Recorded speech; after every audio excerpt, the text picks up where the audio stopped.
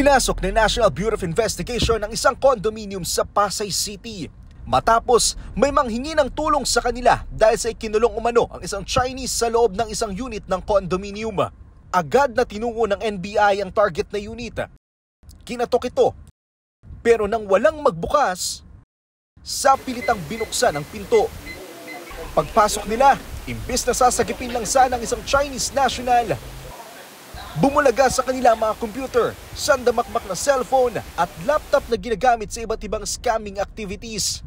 Ang maliit na condo unit, isa pa lang POGO o scam hub. Nagulat din kami dun sa isang computer, parang may dinedirect pa siya ng mga ibang mga computers na wala doon sa area na yun. Kaya kumbaga parang central hub yung nakuha na huli ng tropa. Nasagip ng NBI ang Chinese sa target ng operasyon. Napagalamang may malaking utang ang dayuhan kaya kinukulong at sapilitang pinagtatrabaho bilang scammer. Ang problema, paano niya babayaran yon? Kada nag-a-assist siya dun sa scam hub, hindi naman siya binabayaran. Paano niya mababayaran yung utang niya?